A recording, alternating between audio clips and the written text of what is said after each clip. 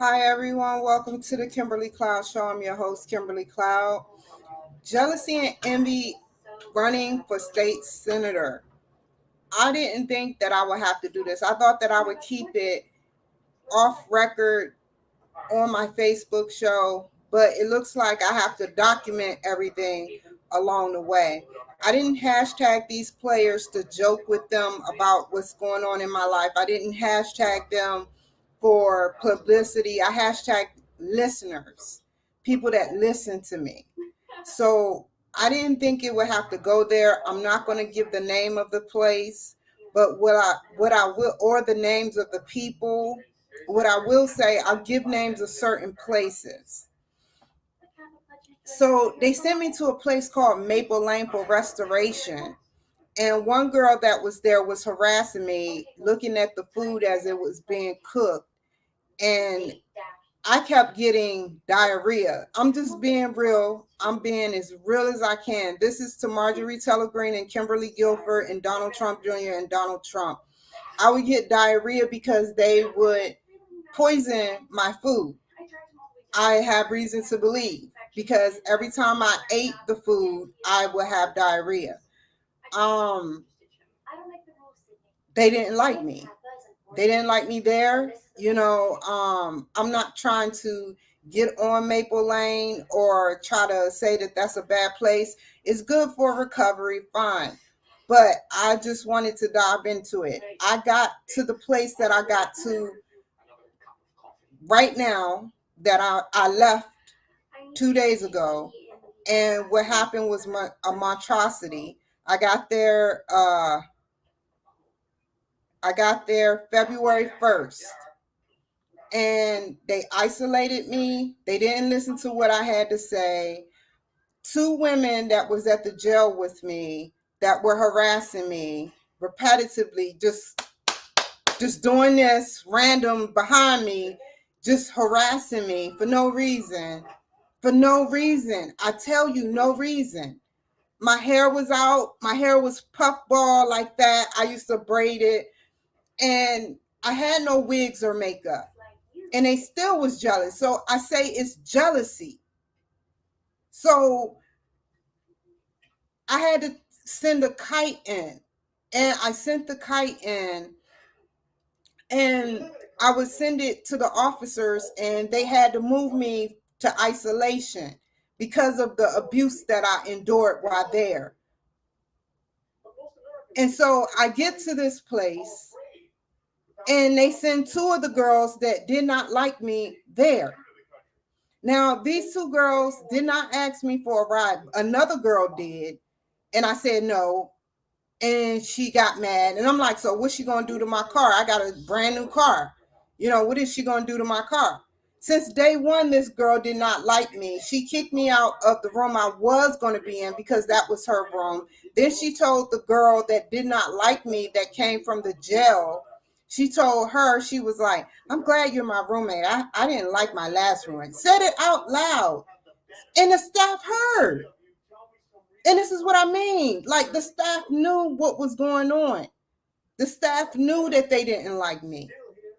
This is what I go through day in and day out, Donald Trump. I want meth off the streets. And I'm not going to stop till I get it off the streets, because that's my perfect example of why I want it off the streets. Because people are sneaking and doing it. People are doing it and not reaping. Nothing is happening to them. Yet people like me get in trouble. So they called my probation officer, and they tried to tell my probation officer that I was gone. Misunderstanding. I told my probation officer I would be gone in 7 days, but he said I can leave early based on the circumstances. People were touching me in my sleep. My roommate wanted the lights off constantly so she can sleep, like Monday through Sunday. It was terrible. Monday through Sunday, sleep. I want the lights out. I'm like, you got to be kidding me. You got to be kidding me. Then you touch me twice in my sleep. like I'm not half asleep. Then you stop near my drink in the middle of the night, taking off your jacket right there when you should have been at your bed. This is dysfunctional. You right, I left. You right, I left.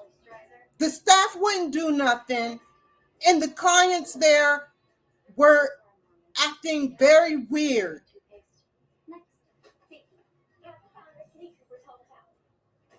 I told staff about it, and they said during staff hours they would help me. Did not help me.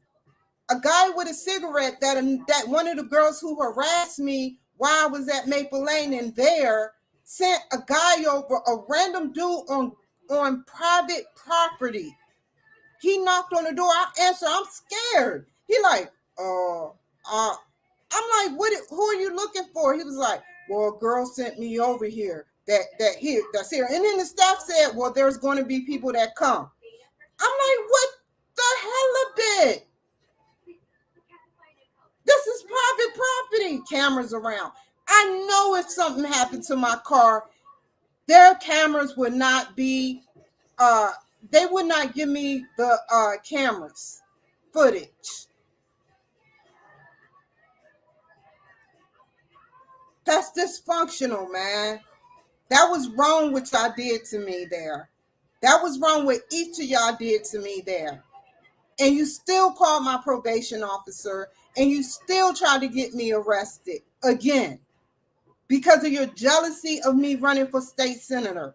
Whether I run or not, which I am, it's none of your business.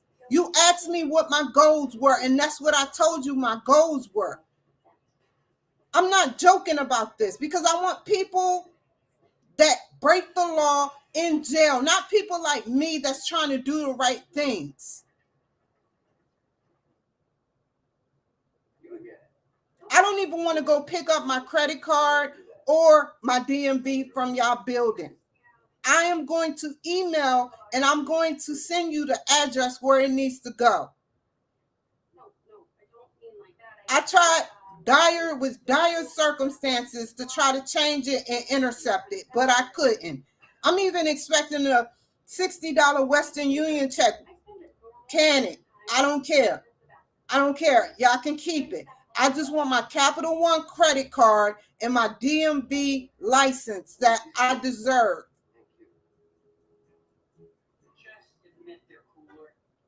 What y'all did to me was wrong. Just because I said I wanted meth off the streets.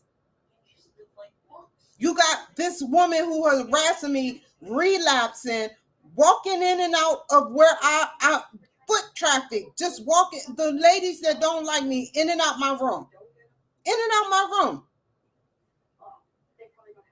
Then you bring the same lady that I told you that the lights go out all day, every day, in the other side of the building as a roommate. She don't even like me. She didn't even want to be in there.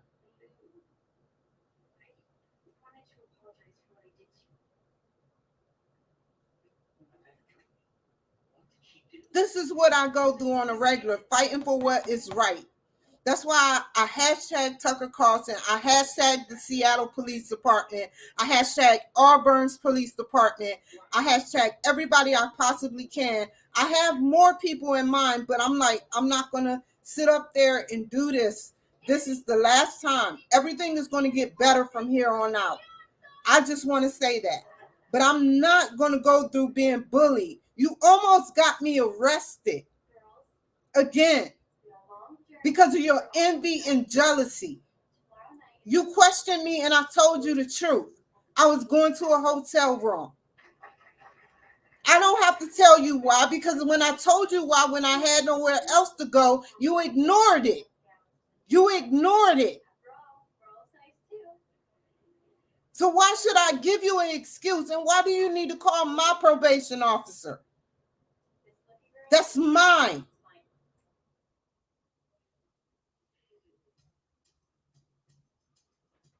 You never liked me anyway. I liked it. I liked you guys, but as usual, your jealousy and envy got you in the hole that y'all gonna be in. I'm not calling up to the building. I'm gonna text you guys. I'm expecting the mail between March 7th and March 8th. If I don't get it by then, I don't know what I'm going to do. I'm going to go somewhere and get it changed. But you will not have my forwarding address except for the social workers at the VA hospital. He's willing to work with me. He said it was dysfunctional. Even if my probation officer said it was dysfunctional. She didn't get on me. She been saying it was dysfunctional what I'm going through. And I told the judge. It's been that way for forever. You know how people are. They just stick with status quo. That's why new people never make it on. Oh my God, Sydney's on it. Number 2.